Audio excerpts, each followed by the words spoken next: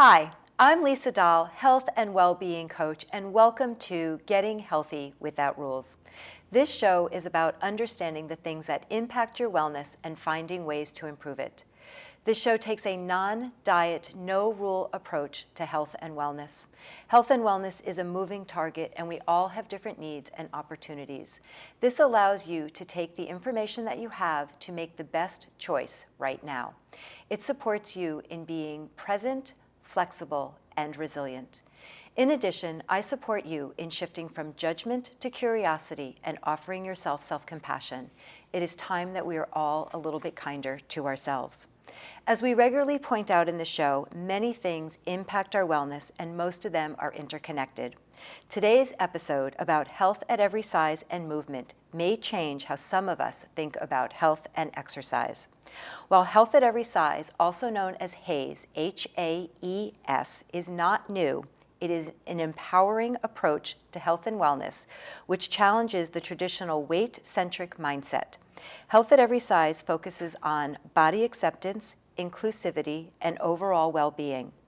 It promotes a positive relationship with movement, embracing joyful and intuitive exercises that nourish the body and nurtures the spirit. Join me today, or us today, as we explore this fresh perspective on body and fitness. I hope our conversation today will inspire you to embrace movement as a form of self-care and empower you to love and honor your body at any size. Today we're going to talk about what is health at every size, also again known as HAES, how movement is different under the health at every size paradigm, what is intuitive movement, and no matter what size body you are in, there is enjoyable movement that you can do to improve your wellness. Be sure to stay until the end for this week's healthy practice about movement. I am excited to introduce today's expert guest, Brit McGrath. Brit is a health at every size aligned, weight neutral, fat positive, anti-diet, queer personal trainer. She owns My Health Matters Fitness, a hybrid women-owned personal training and group movement company out of Western Mass. Brit, welcome to the show. Thanks so much for having me. I am so excited to get into our conversation. Health at every size is such an important topic. Absolutely. Let me begin by saying that in today's episode, we will again use the word fat or larger-bodied. For example, you can be fit, happy, and healthy in a fat body. We use these words as simple descriptors without judgment. Fat is simply another adjective. Like thin, and it's up to us to remove the stigma and the negative connotation that society and diet culture has created. Okay, let's dive in. So tell me, what is health at every size in your own words? Yeah, health at every size is this much needed alignment or movement or philosophy, whatever way that you want to describe it. But I really like the word alignment because I feel like in the health industry and specifically in the diet and fitness industries, we're very much plagued or followed by very toxic ideals of what health means, especially in regards to your body size or ability level, and so health at every size is this beautiful alignment that goes regardless of what you look like, regardless of your size, you should be treated with equal value, have access to health care and providers that will look at you and treat you in a way that they would treat any person that walks through their door. And I think that's super important since there's been so many communities of people who have been vastly marginalized by the fitness and diet industry. Health at every size has a very deep personal meaning to me. It is the thing that changed my entire perspective personally and professionally. Mm-hmm. I came across the book, and it's now probably 4+ years, and everything that I thought to be true about happy, healthy bodies was blown up in those 300 pages. Yeah, it's amazing. It's so valuable to find this alignment and to be like, that's what this is. And it's important that other people are felt and heard from their own lived personal experiences. How did you get into the health at every size philosophy, alignment, meaning, approach, whatever word you want to use. Yes. You know, I feel like I've always had that alignment. I just didn't know what it was called, to be honest, because growing up in that toxic industry over time, so I was an athlete from a very young age, actually not super young, but I was like 9 years old. I was a soccer player. And I kind of grew up with this relationship with my body, like if I do this, it performs like this, and that's kind of what that looks like.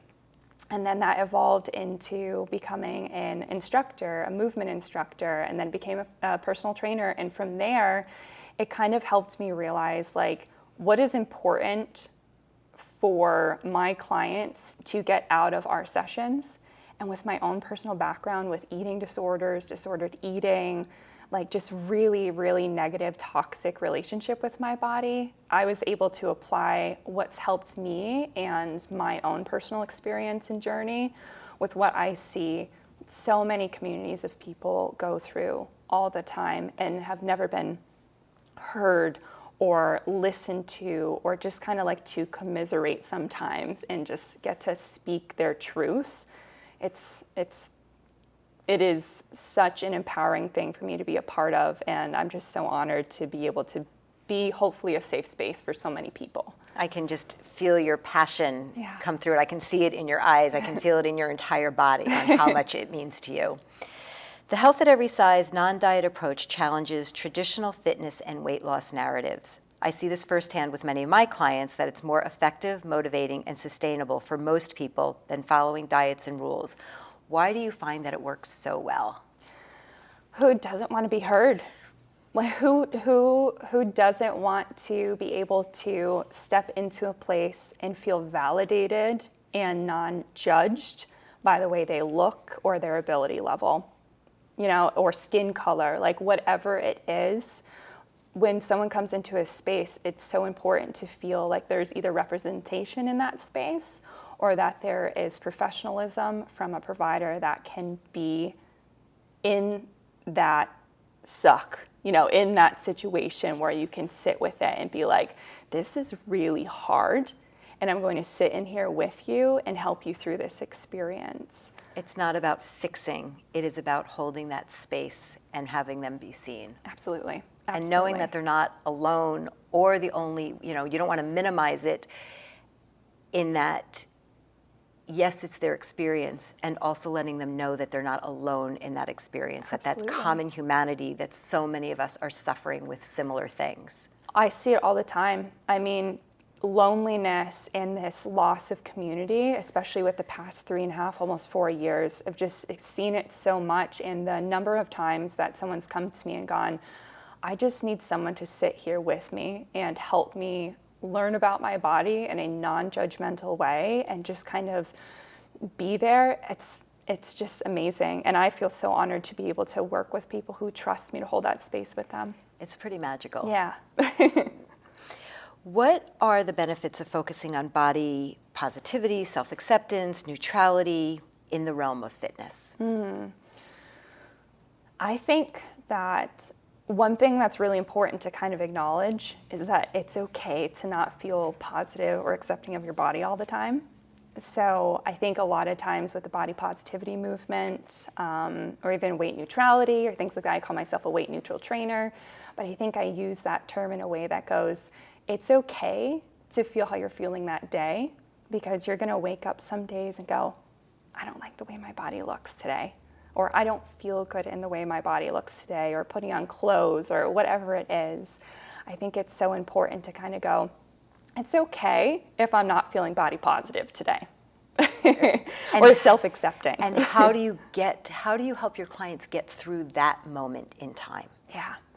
I have them acknowledge how they're feeling, try not to push it away, just kind of letting themselves sit with that sensation, with that feeling, and then go, I hear that, and let's look at all the amazing things your bodies can do now. What in this moment can we focus on, bring attention to, and be like, wow, that's so cool that I can do this. Taking away from what the body looks like to what the body is actually doing, your heart beating, your ability to taste, touch, trying to create other aspects away from or in addition to the way that the body looks. Exactly. Yeah. It's so important to focus away from how we look, because as we age, as we experience trauma, other parts of our lifestyles, we're supposed to change. Right. We're supposed to change and evolve as human beings. And we're constantly told that if we change or if we don't look like this small box that society has put on us, then there's something wrong with us. Right. And we have to fix it. It's so interesting, when you have children, we're so excited when they're changing and they're growing, and then it gets to that point where we don't talk about their body. All of a sudden there's something wrong with their body. Somebody is having that comment, and then it just gets exasperated as we get older. We have no choice except to have our bodies change, because the alternative is that we're not here. Exactly. It's black or white. We either change and grow or we're done. Exactly. How do we learn to accept and relish the process that the longer that we are here, the more changes that we are going to experience? Yeah. That it's not always, it's not negative. Right. Right. And it's hard to fight decades, of a lot of bad marketing and pinpointed marketing to tell us that, right. Oh, well, if you buy this product or if you look this way, like, guess what? It's going to be magical and it's going to be everything you want until it's not. It's going to fix you. Magically, it's going to fix you. Exactly. And, I think we take the approach that nobody is broken. Mm-hmm. How do we help them heal with their experience? Right. Right. How do you support your clients in developing a positive relationship with exercise and movement that is not centered around weight loss? It's hard sometimes. It's very difficult for people to, one, look for a personal trainer that isn't weight focused. I feel like I'm definitely not alone in this movement, in this journey. I know many wonderful personal trainers in this field, but because of the negative, rightfully so, connotation of how toxic the fitness industry is, it can be really challenging to find someone who isn't weight focused. And often there's a lot of denial. Mm-hmm. Oh, I'm very weight neutral. And a lot of professionals are not yet aware of their language. Yes. And it's not done with malice. No. It's done with not enough information. Absolutely. Absolutely. I mean, there's so many times when I came into the field and it was like, I remember my certification was weight loss. Like there's a whole section about weight loss, or I could take a specialization that was about weight loss. It's so in the field, it's heavily embedded in the field. And it doesn't mean that people are knowingly doing it with malice. Like you said, like we've all been in a situation in the fitness industry where, weight loss is very much a huge component that we might have helped our clients with. But right. Because of my lived experience, because of how I've navigated this field and the people that I've made connections with to help me see the other ways, especially the HAES alignment, it's helped me get to where I am today, thankfully. Can you share some examples of non-diet workouts or fitness programs that prioritize overall well-being rather than weight or appearance? Yeah, I mean, there's so many out there. I'll name a few just to kind of like bring it out there for people to recognize and know of. The Underbelly Yoga is amazing, just like this wonderful person, and I believe it's a phone app, just like being able to embrace your belly and making space for your belly and just being in the body that you are in. It's so important to be able to get into yoga positions, even if it's a very much white-centric, thin, privileged, community overall. Right. Current Wellness in Raleigh, I think is how you say it, North Carolina. Okay. Brit is a business coach, fantastic, wonderful person, but they have online classes as well. And Amy Gardner of iMove is very great and has yoga and I believe some strength classes in there as well. Okay, so we will make sure that we put those in the show notes because those are such valuable resources. Yeah, it's important to know other people. How do you address the common misconception that fitness is only for those striving to lose weight? Because often we get clients who are like, I need to start exercising so I can lose weight. Yeah.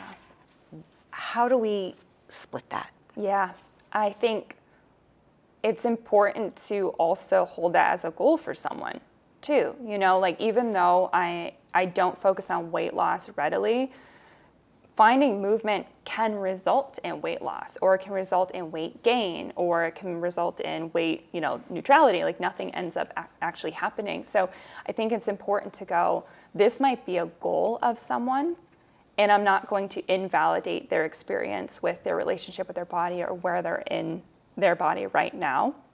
And I think it's important to sit with them in those moments and just be very upfront with going like, okay, if we find movement, you might experience weight loss. And I know that your relationship with your body has probably led to this moment, and just kind of trying to navigate that, either trying a million diets or this get fit quick, method of, spot reduction, all that kind of stuff, right? that gets thrown around, burn How fat, many times can you do this muscle. exercise so that it's going to fix this piece of your body? Exactly. Good luck with that. I know. It's we just try. so all misleading. And I think it's important for me to be very upfront with my clients to go, this is what I am happy to provide. If you're looking for other resources, I have a network of HAES line providers that are very knowledgeable with their scope of practice outside of my own. But I can help you with finding functional movement, intuitive movement, things that help you feel empowered in your body, but to also acknowledge like there might be some shifts and changes in your body as well. How do we bring that desire to be intrinsic versus that outcome goal? Exactly. Because there's so many other benefits. How do we expand what the benefit could be so that that's not the thing that hinges on success? Right. Because often when we don't hit that success, somebody will throw in the towel. It didn't work. Yes. I'll let you talk to Yeah, that. I see that all the time. I mean, I very much see that all the time, especially I grew up, I have a beautiful family and everything, but I've seen that time and time again with like the newest fad diet, or if I worked out for a week or things like that. Like it's not to minimize the experience of someone, but it's also just the really crappy, toxic knowledge that's placed out there by the fitness and diet industry that makes you think that you see this Instagram model, right? And they go, well, if you just follow my fitness plan or you eat like me, this many days a week, you're going to look exactly like me. No.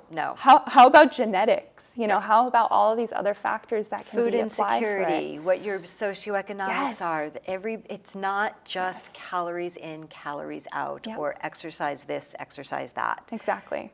Yeah. We're just not set up that way. And the thing that's beautiful about HAES alignment is that because of this very full, intuitive approach for clients, if someone goes, I didn't lose the 30 pounds that I wanted to, they picked up millions of other wonderful things that they've recognized about their bodies, whereas many toxic, diets, get fit quick, however you want to say it, they have not been beneficial for helping people recognize anything other than how much they weigh and hating themselves thin. Right.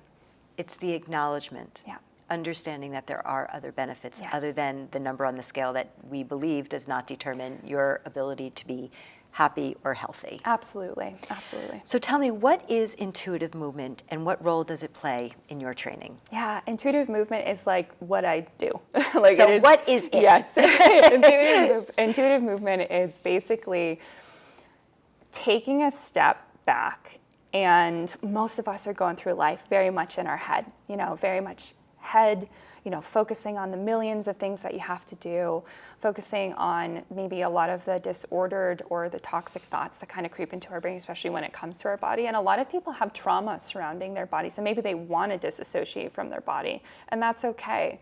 But intuitive movement allows space for people who are ready to start taking those baby steps into going, I'm going to sit with myself right now. I'm going to acknowledge how I'm feeling currently. And I'm going to perform movements that make me feel connected to my body and support in what I need today in this moment, rather than the millions of goals they might have moving forward or the amount of weight they want to lose or things like that. It's very much taking ourselves into that present moment and supporting you where you're needing today. So for instance, say a client comes to me and they're very much like, I love lifting heavy weights. I love lifting heavy weights. I want to lift the heaviest weights. I love the way that makes me feel. that's great. We could always do that whenever they're wanting that, but maybe they come to me one day and they go, I'm so sore, or I'm tired, I'm tight, my mental health isn't well today. I will sit with them and I go, what do we need right now in this moment?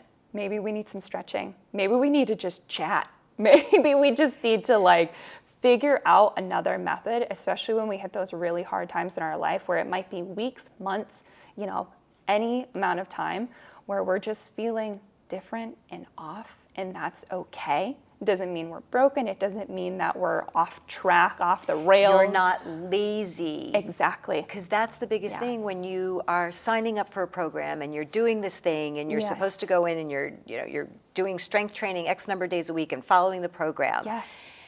And then on the weekends you're exhausted. Yeah. People don't understand that they have the choice to say, today's not a great day to do this. Yes. I'm going to do that instead. Exactly. And again, it's not about being off track. You're always on track. Always. Yeah, you're right where you need to be. And it's this trial process where you might start. And here's the thing too. You could always try these other programs and stuff, but guess what? Each time you go through it, you're going to learn something different about yourself. So it's not that those other processes are bad or malicious or whatever it is. There is information to be gained from every experience you've had leading up to this moment and just learning more about what you need to be supported in. How do you take the challenges and turn those into gifts and opportunities? Exactly. How do you foster a supportive and inclusive fitness environment that celebrates diversity and body acceptance? I think it's so important. I mean, I live in the body that I live in. I have the lived experience that I do, but hiring employees that have lived experience or a representation of marginalized communities outside of my own, very important, because I can only speak to what I know. I am not supposed to be the voice for millions of people if I don't have that lived experience. So it's my job to also help raise the voice of other people who might not have had the opportunity before, that I can help bring into the family and kind of help, find inclusivity, exactly.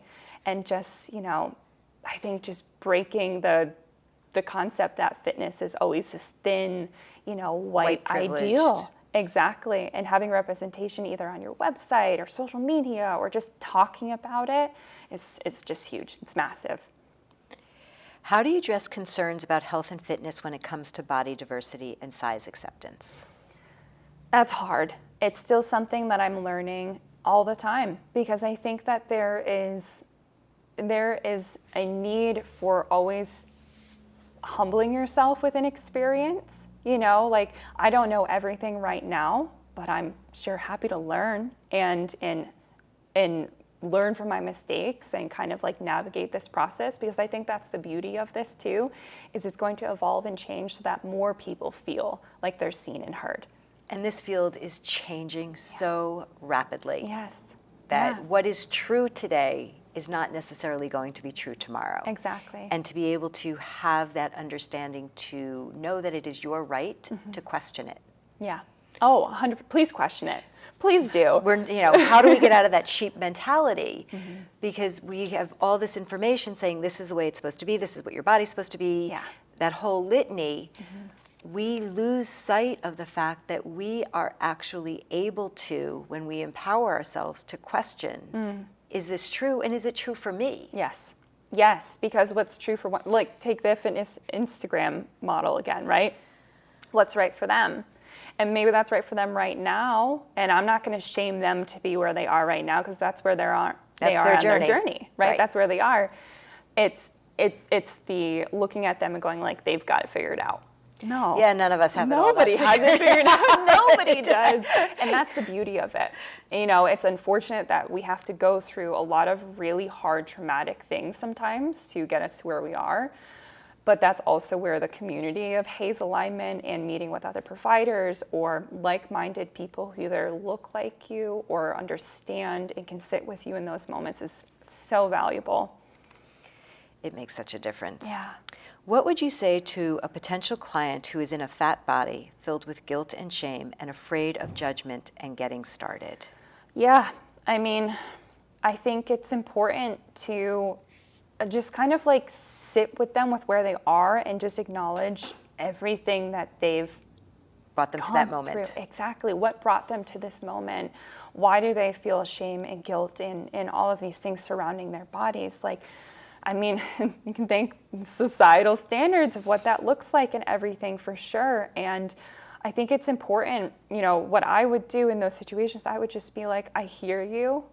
And I'm not here to change your mind necessarily with all of the things that you're experiencing and feeling. That's what like a team of other professionals and stuff do, dietitians or therapists or anyone that can help with me, because I can only go within my scope of practice. But I think it's important to have a team surrounding people to help them feel validated and to feel like their experience is very common with a lot of people experience as well. And to just go, let's take some steps. We're not small steps. Small. The fact that you are here having that amazing. conversation is probably one of the biggest steps you're ever going to take. Yes. I love the authenticity when people start to open up to me. If they cry, I'll cry with you. Like, I'm very much a crier. And so, like, if someone is emotional about their experience, or even if they're not, like, I love when people can be super authentic and just show me what they've been experiencing and go, I hear you, I see you. Here, just you showing up is the first step, and let's take just this another little step here. What do we need to do? And keep taking those steps, and it might go like this, and it might go like this. And that's okay, because that's where it needs to go. And community starts with just one more person. Exactly. It doesn't have to be a huge group. Once you find acceptance of one person, that helps you be seen and starts to remove some of the stigma and some of the shame that you're not alone sitting in that muck. Exactly. Exactly. What challenges or obstacles do clients typically encounter when transitioning from a diet-focused mindset to a non-diet approach to fitness, and how do you help them navigate those challenges? Oh man, it is hard. It is very hard to kind of flip that switch of going, oh, I find movement because it makes me thinner, it makes me lose weight, it does X, Y, and Z, to I'm finding movement because it supports me, because I actually enjoy it. De-stress. De-stress. It's great for my mental health. It's great for community and connection with other people. I sleep better. I sleep better. Like, my concentration's better. Like, whatever it is that people are trying to get from movement, it can be such a shift for people to go from hating ourselves thin or punishing our bodies with our drill sergeant or whatever you want to call it, and kind of going like, this is the reason why I move. And if I skip a day, oh no, I'm off track. Right. You know, I have to make up for it. I can't eat as much, or like whatever, you know, we have all been through. I think it's important to know, like, it's okay. You're going to have those days, and it's important to know that. Right. Yeah. I mean, I think we all, you know, I think we both come from a regimented time in our lives where this is what we have to do to work out, to exercise, to run, to do those things. Yes.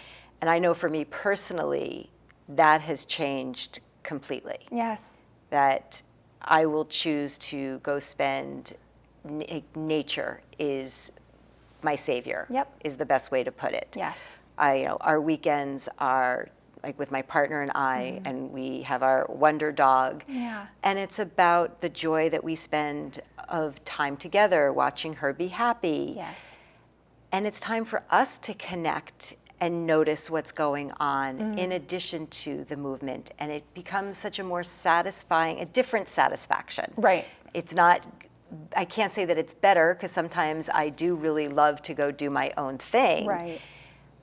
I have allowed myself to have space for other things that I would not have done because that was not in my regimen. Like, that is not going to get me to where I need to be. Exactly. Yes. I taught a class with a fellow colleague not too long ago. It was a 6-week course about rediscovering movement, and it was for people who either are trying to get back into finding movement, have been in movement, or just wanting to think about going back into movement again. And that's a step itself. Exactly. That is a step itself. And it was amazing to hear and kind of like explore what movement even means to people. So if it's going out for a hike, that is definitely movement. If it's lifting weights, that is movement. What about going up and down the stairs?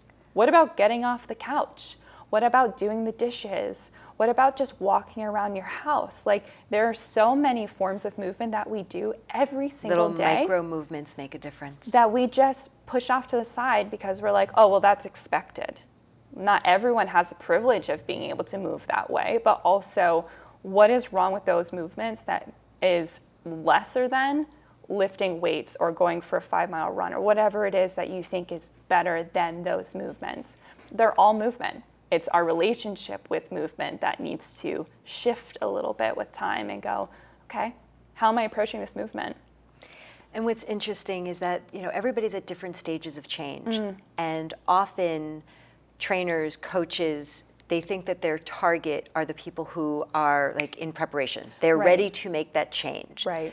What we're missing is a whole subset of people who are still trying to figure out the pros and the cons. Yes. And how to have the confidence to be able to make that shift. Because if they had that, they would start to make that next step. Yes. How do we open the doors to include people who are ambivalent? They're nervous. They don't know what to do. They finally have realized that they want to do something.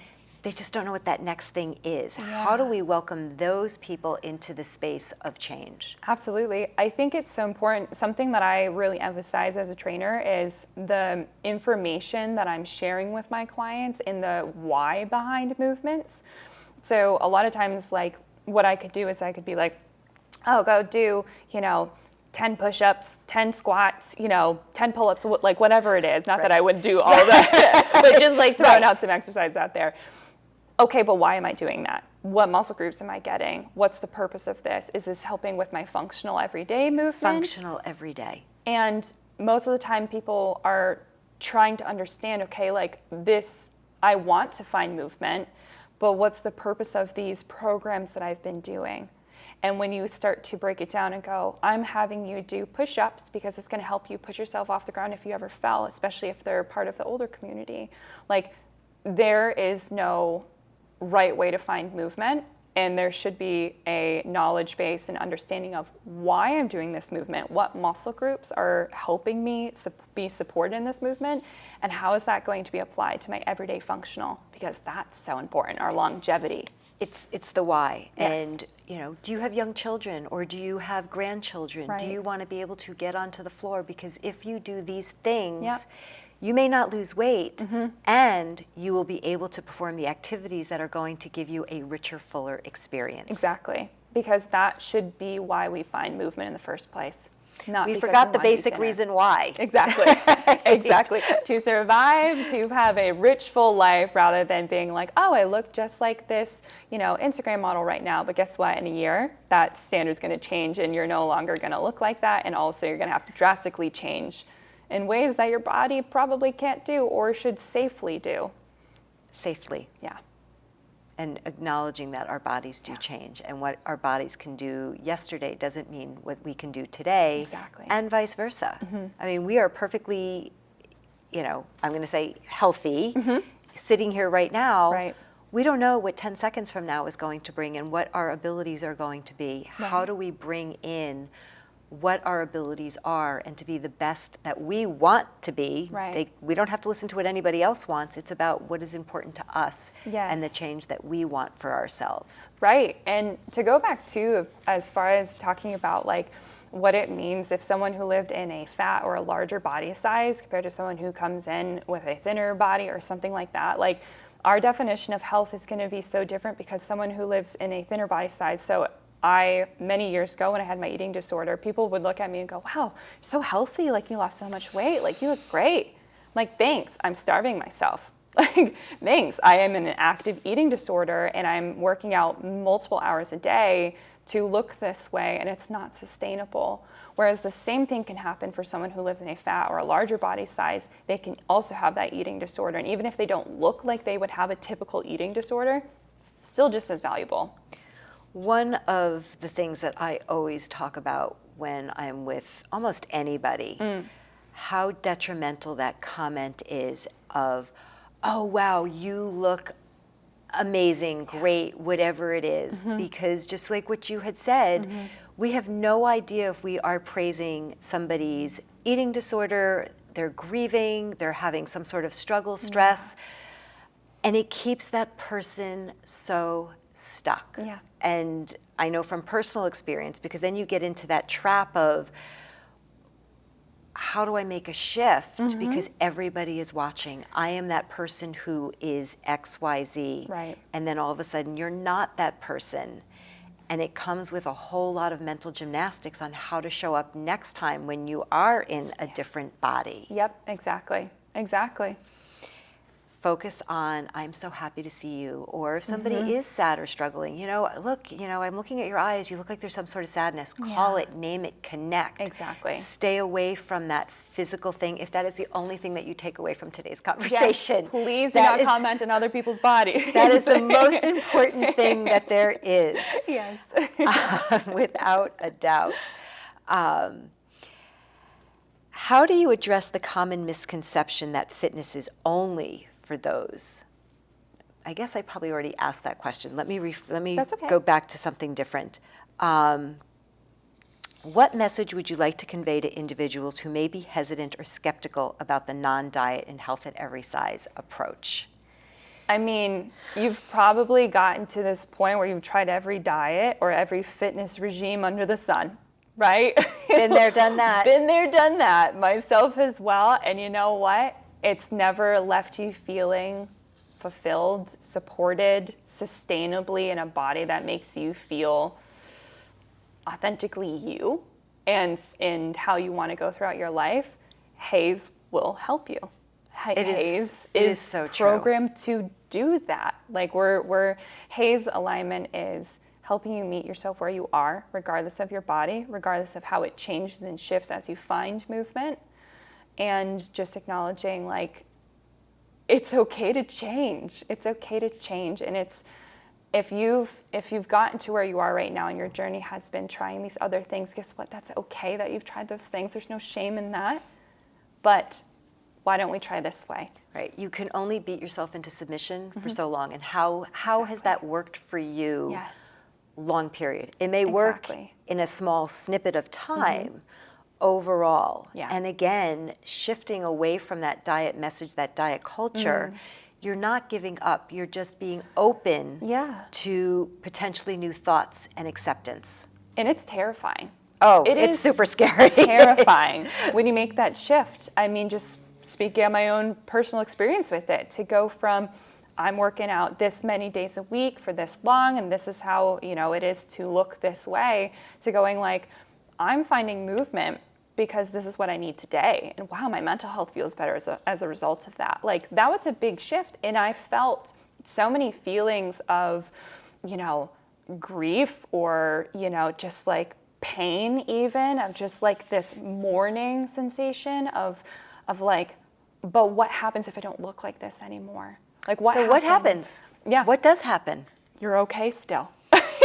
You're okay still, and you know what? It's going to be hard, but I am way happier now than I ever was in that eating disorder, high functioning or not really functioning fitness routine, the compulsive exercising of it all.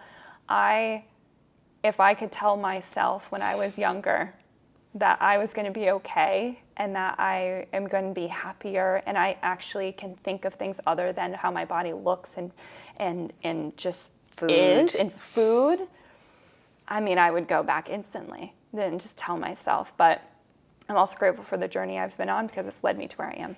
And it's a new okay. Yes, it's a new okay. Our idea of definition of what is okay shifts with time, and that's part of the growth. Yeah. Tell me about your practice at My Health Matters Fitness, because it's so unique. And I just want everybody in the entire world to be able to find a place like yours. Thank you. I'm so, it's my baby. It's my baby. So I started My Health Matters Fitness in 2020. Prime time. Prime time, like right at the beginning of the pandemic, pretty much. And, I started it virtually and got it to where it is today, where it became hybrid. And I'm actually going to be opening up a studio very soon in October in Hadley, Massachusetts. And I'm just so excited to be here today. So as I'm queer, so it's queer owned, fat positive, weight neutral, anti-diet, HAES aligned.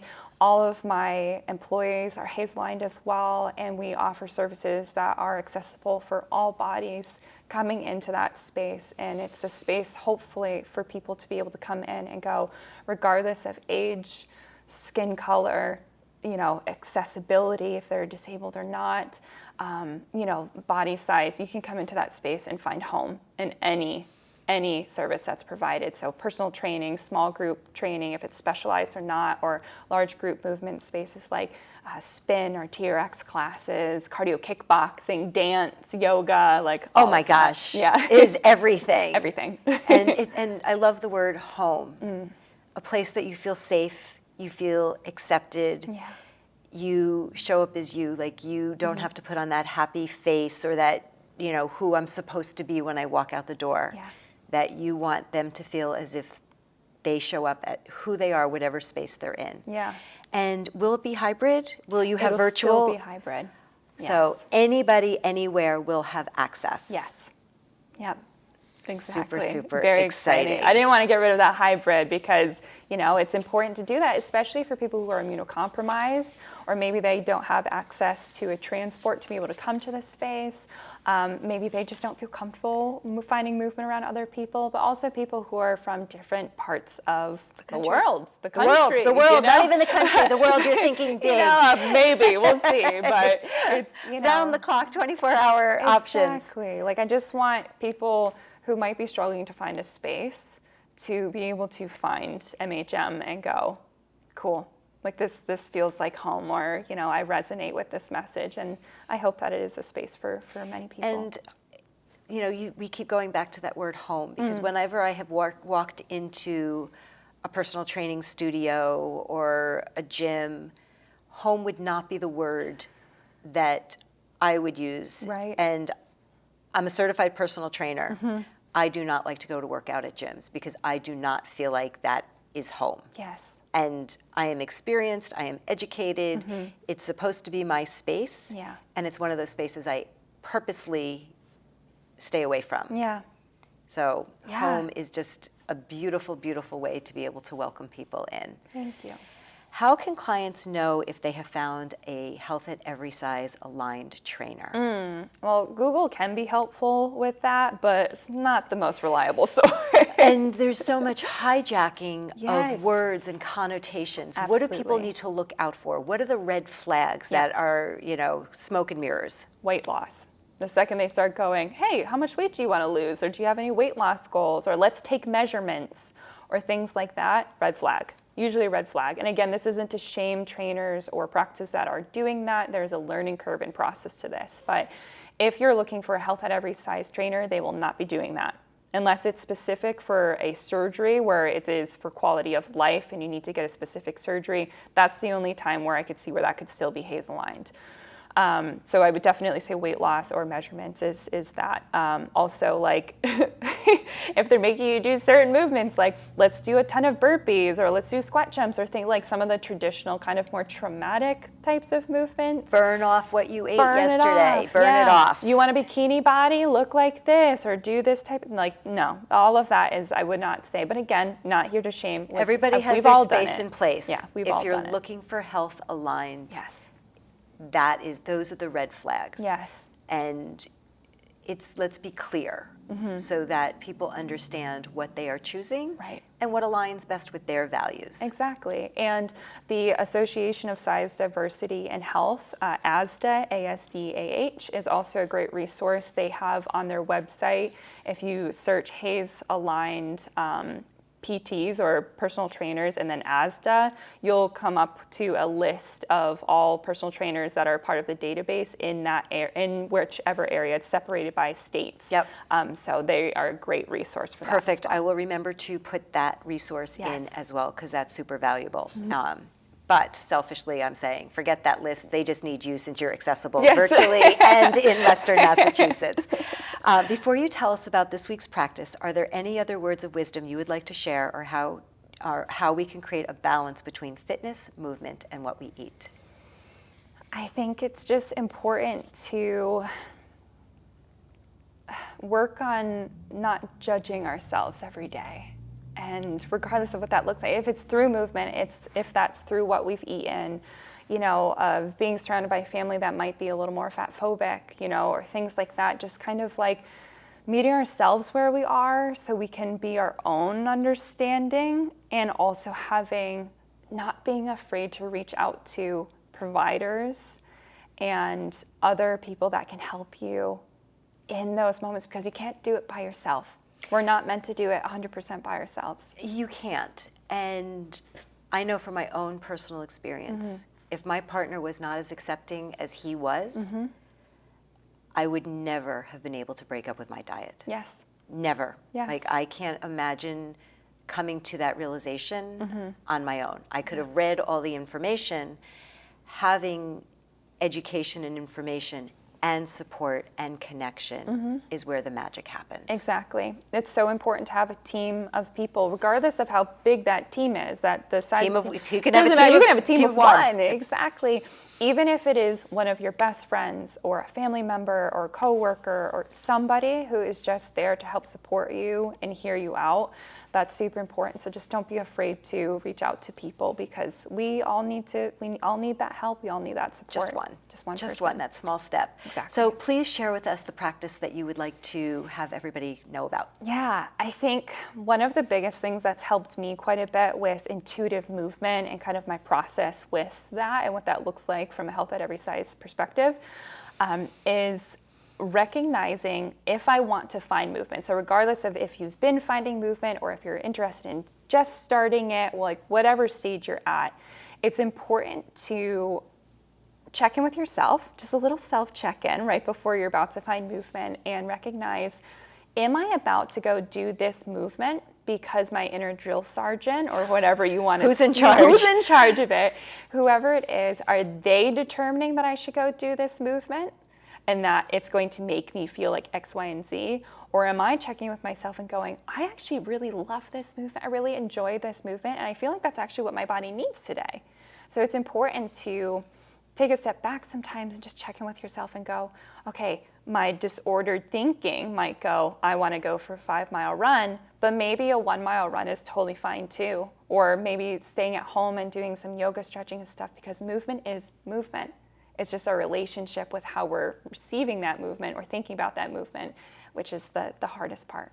Shifting from judgment to curiosity. Exactly. What do you need? And when you check in, you're checking out of that autopilot and strengthening that relationship with yourself. Exactly, because that information is going to help you feel sustainably yourself and authentic, and help you through any part, any stage of your journey. Whereas if it's all driven by our aesthetics or the inner drill sergeant, as all of us are aware, it's not sustainable. Right. Compassion has far more power than the drill sergeant. Exactly. Well, thank you so much for being my guest today. Thank you. Today we have learned about the Health at Every Size philosophy and how it promotes inclusivity and respect for all body shapes and sizes. If you are looking to continue the conversation, please join me for my monthly office hours and curated conversations.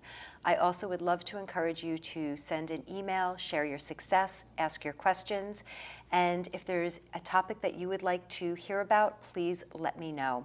Thank you for watching, and I look forward to sharing next week's episode on getting healthy without rules.